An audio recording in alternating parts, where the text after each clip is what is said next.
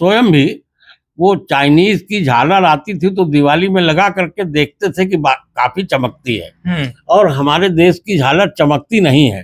तो जिस दिन वो चमक हम पकड़ लेंगे, जो हमारे वैज्ञानिक हैं, जो हमारे लड़के कार्य कर रहे हैं और उन सामानों की पैरिटी तैयार कर लेंगे, उस दिन चाइना, हमारा ये अपना सोचना है कि भारत कहीं आगे निकल जाएगा चाइना से। जिस देश में 60 करोड़ युवा हो, उस देश को तो आगे होना ही चाहिए।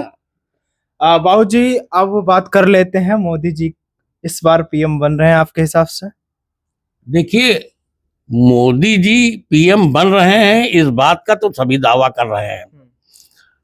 अब ये कहना कल क्या होगा ये कोई नहीं जानता, लेकिन सरकार बीजेपी की बन रही है। बाबू जी, हिंदुत्व की बात कर लेते हैं।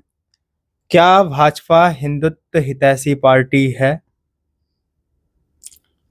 देखिए, भाजपा तुष्टीकरण को लाइक नहीं करती, तुष्टीकरण को लाइक नहीं करती और हिंदुत्व पार्टी है, इसमें संदेह नहीं है। क्योंकि उसने जो काम किए हैं तो हम ये कह सकते हैं कि वो किसी वर्ग विशेष की विरोधी नहीं है। जैसे उसने एक ऑर्डर पास किया कि आप कई शादी नहीं कर सकते हैं, तलाक के मामले में उसने जो ऑर्डर किया, क्या कहीं से गलत है? नहीं गलत है। तो जब गलत नहीं है तो हम ये नहीं कह सकते कि केवल हिंदुत्व के लिए भाजपा काम कर रही है।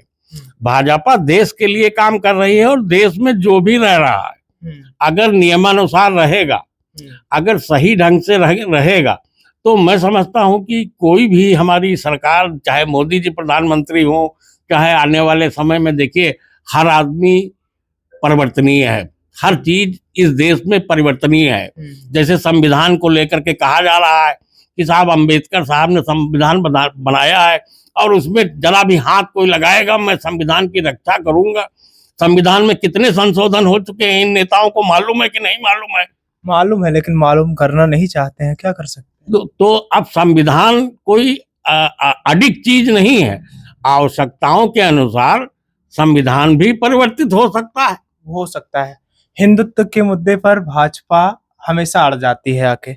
आपको पता है, आज की कहानी नहीं है, 60 दिनों तक स्वर्ण जयंती रथ लेकर घूमे थे ये हिंदुत्व के नाम पर। आज इनको बीफ बनाने वाली कंपनी, भैंसों को काटने वाली कंपनी, जियो की हत्या करने वाली कंपनी, करीब 3 लाख भैंसों को या गायों को भी कह सकते हैं, काट कर एक कंपनी है एलेना, लगभग 3 लाख गायें कटी होंगी, तब 250 करोड़ रुपए आया होगा उसके पास। उसने इनको इलेक्टोरल बॉन्ड के जरिए एसबीआई से बॉन्ड खरीदा और इनको 250 करोड़ रुपए दिए भाजपा वालों को। उसी कंपनी पर पिछले दिनों ईडी ने अपना तंज कसा था। क्या समझते हैं इसके विषय में? हिंदू हितैषी है या हिंदू विरोधी है भाजपा? और अगर हिंदू हितैषी या विरोधी, वो तो बात की बात है, अगर हिंदूवादी पार्टी है तो गौ की रक्षा करने वाला या दावा करने वाली, जियो की रक्षा करने वाला, दावा करने वाली कंपनी को कोई ये काटने वाली कंपनी एलेना कैसे 250 करोड़ रुपए दे सकती है? देखिए, मैं उत्तर प्रदेश का अखिल भारतीय गौ रक्षा महासंघ का अध्यक्ष भी हूं और अभी फरवरी में बना हूं। तो गौ में सारे देवताओं का वास होता है। अगर आप गौ की पूजा कर लें, केवल प्रणाम कर लें, तो आपका कल्याण निश्चित है, ये माना गया है। लेकिन हमने जो सुना है, हमने साक्षात देखा तो नहीं है, स्टडी करने का मौका हमको नहीं मिला है कि जब देश आजाद हुआ था तो कोई समझौता विदेश से हुआ था कि हम इतना जो है मांस जो है वो भेजेंगे यहाँ से।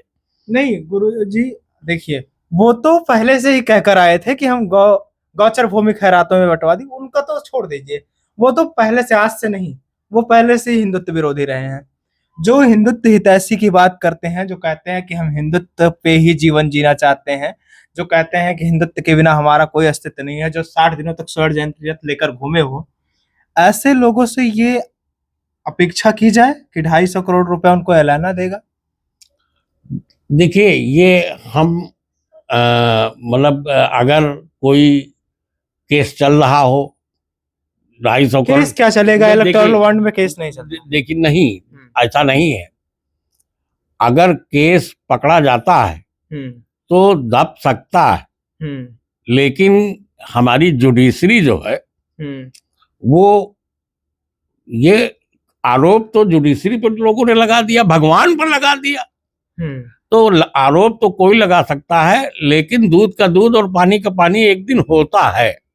हाँ। तो ऐसी स्थिति में जो आप गौ की बात कर रहे थे, इस पर हम आपके चैनल के माध्यम से ये कहना चाहेंगे कि अगर हमारी देश की सरकार 24 में आती है तो इस पर उसे हिट करना चाहिए कि अगर समझौता कोई हुआ भी है हम्म तो हम उसको इनकार कर दें कि हम ये काम नहीं करेंगे, और अपने देश में हम गौओं को कटने नहीं देंगे, उसका मांस नहीं भेजेंगे अगर भेजा जाता है तो। और अगर हमें मौका मिलेगा तो यहाँ मैं अमेरिका और से भी मिल लूंगा या अंग्रेज से भी मिलने की कोशिश करूंगा कि साहब ये क्या है, आप अपने यहाँ पैदा कीजिए, उनको उनको पैदा कीजिए, अपना जैसा समझिए कीजिए, लेकिन भारत से गौ की रक्षा होनी चाहिए। और हम इस टॉपिक पर जो हमारी सरकार आएगी तो प्रतिनिधि के रूप में हमारे सामने माननीय राजनाथ जी होंगे, और मैं उनसे कहूंगा भी कि इस टॉपिक पर विशेष रूप से बीजेपी को तो ध्यान देना चाहिए, क्योंकि हिंदुत्व के नाम पर, हिंदुत्व के नाम पर ही काम कर रहे हैं साहब। हिंदुत्व के नाम पर ही सरकार आई है। ये कहना कि किसी अन्य जात के लोगों ने इनको पूरी तरीके से सत्ता दे दी है, हम मानने को तैयार नहीं है। क्योंकि अगर ये मान लिया जाता कि साहब सारे लोगों ने इनको वोट दिया है, हम ये कतई मान नहीं सकते कि केवल हिंदू के बल पर ये नहीं आए हैं। भारतीय जनता पार्टी की सरकार केवल हिंदुओं के बल पर भारतीय जनता पार्टी की सरकार बनी है, और इस देश के हिंदुओं ने, यानी सनातन धर्म के लोगों ने, सरदारों ने और जैनों ने, जो अन्य जो हमसे अलग होकर के धर्म बने हैं, उन सब ने मिल करके इनको सरकार बनाया है कि आप बोल्ड स्टेप लें। हाँ, बहुत जी 3 चरण की वोटिंग हो गई है। अब ये प्रत्यक्ष सवाल तो रहा नहीं, लेकिन अभी जो चरण बचे हुए हैं उनमें एक ऐसा कौन सा ठीक परिमापन निकाल लिया जाए जिस पर वोट देने से हमें लगे कि जाति का भी मुद्दा सामने ना आए, धर्म के मुद्दे पर बात करने वाला व्यक्ति हो, जजमेंट सही हो जाए, रोजगार, चिकित्सा, स्वास्थ्य और शिक्षा, जो मूलभूत आवश्यकताएं हैं लोगों की, वो पूरी हो। ऐसी एक कौन सी अच्छी सी सरकार बनाए लोग जो इन सारे परिमापनों पर खरी उतरे पूरी तरह से।